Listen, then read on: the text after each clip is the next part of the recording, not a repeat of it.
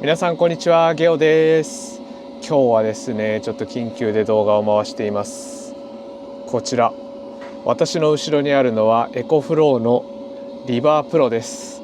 この機種はですね、結構ポータブル電源が出始めた最初期に発売されたエコフローの、ミドルクラスのシリーズなんですけれども、サムネイルやタイトルに書いている通り、現在こちらの機種メーカーからリコールが出ています。このような形でエコフローのホームページを見るとリコール情報が掲載されています。中身を詳しく読んでいくと、2023年に生産終了になったエコフローリバープロについて、長時間の使用によりごく稀にバッテリー劣化に起因する異常な発煙発火現象が確認されたことをお知らせしますという内容でした。今日はこのリバープロメーカーから出ているリコール情報を一緒に読み込んで何をしていけばいいのかを皆さんと一緒に確認していきたいと思います。それでは行ってみましょう。まずですね、皆さんと一緒にこのエコフローリバープロに対するリコール対応の状況を確認していきましょう。画面左にはエコフローのサイトを映しています。タイトルの通りリバープロに関してお詫びとファームウェアアップデートのお願いというふうな形です。経済産業省のホームページにリコール情報として掲載がされている結構重度な、リコールの状況になっています。で、こちらタイトルの通りなんですけれども、ファームウェアアップデートのお願いというふうな形で、前回私が動画に出した EF デルタの時の交換対応とは異なり、このリバープロについてはファームウェアアップデートをしてくださいというふうな表示になっています。じゃあちょっとね、内容をよく読んでいきましょう。冒頭で読み上げた通り、リバープロ長時間の使用によりごく稀にバッテリー劣化に伴う異常な発熱、発煙、発火などが確認されたというふうに書かれています。そしてどのような対応をするかというと、ファームウェアアップデートを行い対応をするとのことです。もう少し読み込んでいきましょう。ファームウェアアップデートによって行われる対応は以下の通りです。バッテリーの使用年数や消耗状態に応じて充電パラメータを最適化、そしてバッテリーの容量全体に対して実際に充電容量として使える量を制限する、そういった制御が入るというふうに書かれています。最大でバッテリー容量の 90% まで低減をする、つまるところ1割は安全マージンとして残す制御を加える予定だというふうなことが書かれています。そして2番目、バッテリーが満充電に近づいた時により緩やかな充電モードに切り替わるようにアップデートをするというふうなことです。このリバープロのシリーズに関してもだいたい600ワットぐらいだったと記憶しているんですが、それくらいの大電流で充電をかけていく制御がもともとありました。ですが高い能力で充電をかけていくというふうなことは当然バッテリーにも負担がかかるわけですね。そうするとバッテリーが発熱して最悪の場合発火する可能性があるわけです。というふうなことでバッテリーが満充電に近づいたタイミングで充電を入れるパワーを弱める、そういった制御をかけるというふうなことだそうです。じゃあですね、ちょっと実際にこのリバープロについて詳しく見ていきたいと思います。私これね5年ぐらい前に買ったんですよ。もうねいつ買ったかね詳しく覚えてませんが、多分それくらいです。現在はですね容量 1% という風な形で、もうこのねポタ電に関しては正直ほとんど使ってませんでした。リコールが出る前からだいぶね実行容量が減ってしまって、もう使い物にならないなと思って、でもね発火しても怖いから容量をね使い切ってもうほぼ 0% に近い状態で保管をしていました。これならね万が一トラブルが起きても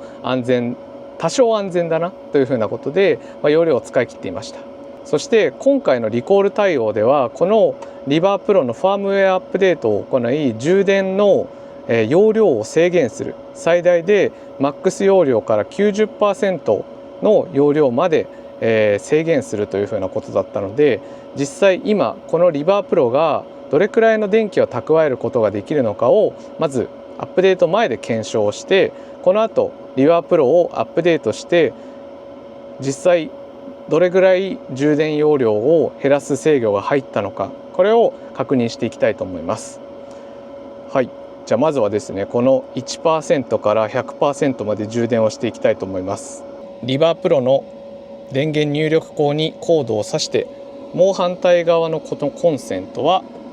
キャンピングカーのインバーターの出力に挿しておきましょう。でですね、どのようにこのリバープロの現在の容量を判断しようかなと思っているんですけれども、ちょっとね簡易的な測定方法になりますが、この現在の 1% から 100% まで充電をかけてあげて、キャンピングカー側の現在の容量ですね、現在は 197.6 アンペアほど容量があるというふうなことなので、ここから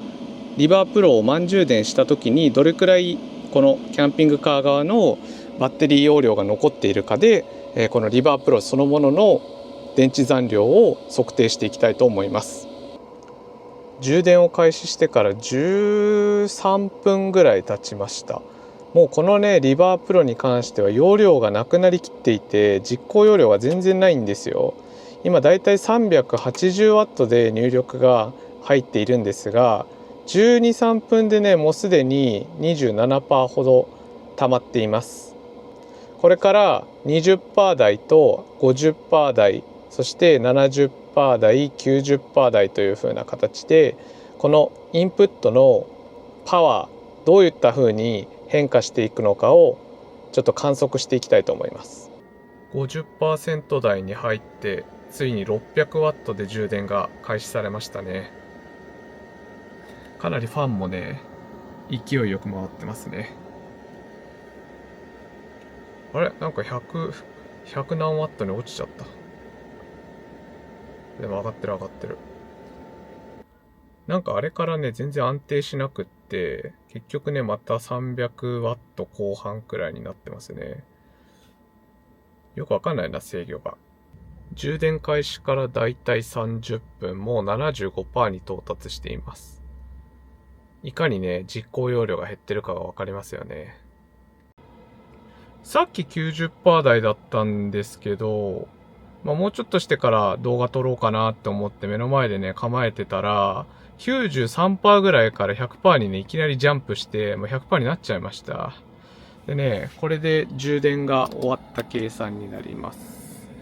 キャンピングカー側の残量 174.4 アンペアという風になっています。じゃあですね、ちょっと記録を見ていきましょう。キャンピングカーのサブバッテリーは最初 197.6 アンペアだったので、もうワットアワーに換算してやると2371ワットアワーくらい。そして充電が終わった後 174.4 アンペア。ワットアワー換算で2092ワットアワーというふうなことで、なんとですね、実行容量 278.4 ワットアワーしかありませんでした。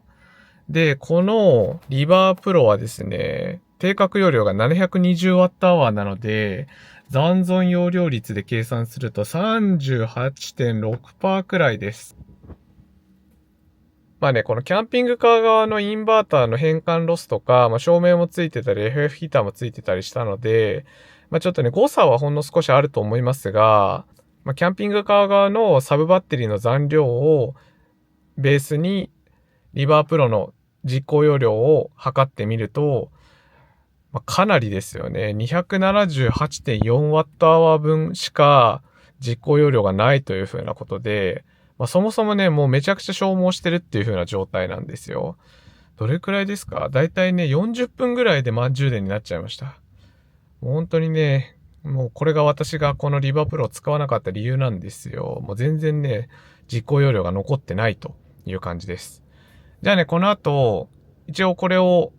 ファームウェアアップデートを当てて、安全対策を取った上で、最終的な実行容量がどのように変化したのかも、ちょっとチェックしていきましょう。自宅に戻ってきました。 100% のリバープロはこちらにありますね。で、連携させたねエコフローのアプリを起動した瞬間に最新のファームウェアがどうのこうのという風な形で更新が出てきました。内容はねここに出してる通りなんですけれども、安全を確保するためにバッテリーの充電プロセスを最適化しましたよというふうなことで、早くファームウェア更新をやってくれというふうな感じです。なのでポチッと。はい、これでね新しいバージョンは 1.2.5.42 に変わりますね。これがリコール対応です。じゃあポチッと。はい、このような形で今アップデートが進んでいます。アップデートのねこのステータスの LED は光ってますが、特にね画面の方はね何もつかないですね。スマホ側はねこんな感じでプログレスバーが進んでいるので、アップデートは進行中なのかなというのは分かりますが、お、来た。アップデート進行中の表示が出ましたね。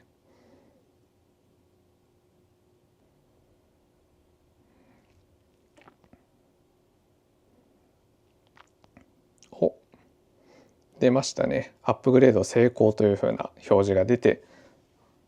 リバプロ側の表示はほとんど変わらないですね。アプリ側はこんな感じで、今のバージョン 1.2.5.42 これが最新のバージョンです。こちらにアップデートが完了されたというふうな表示が出ています。よし OK、 これで対策完了。といってもねこのリバープロはもう容量が全然ないからほぼ使わないんだよな。よいしょっと。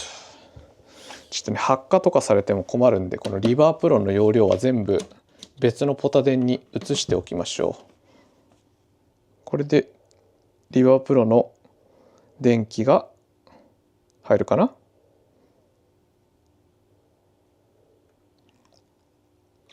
OK だね。これでリバープロの電気を隣のこれねアンカーの C300 っていう風なポタ電なんですが、そっちに流し込んじゃいましょう。はい、おはようございます。朝になりました。あれから昨晩リバープロから他のポータブル電源に向けて電気を移し替え、リバープロについては 0% の蓄電量になりました。アップデートが当たって蓄電容量の制限がかかったこのリバープロ、これからキャンピングカーの電源からリバープロに対して再度充電を行っていきます。リコール対策のアップデートが行われた後で蓄電容量にどれだけ変化があったのか、これから見ていきましょう。じゃあ早速 AC のケーブルを挿していきましょう。はい、充電開始。充電が開始されました。順調に入ってますね。これからまた充電スピードの変化を計測していきましょう。危ない、忘れるところでした。現在のキャンピングカー側のバッテリー容量は 170.8 アンペア。ここからスタートしていきます。時刻としては7時44分ですね。どれくらいで満タンになるのだろうか。最初の滑り出し 10% に入る前のあたりは297ワットとかで充電が入ってますね。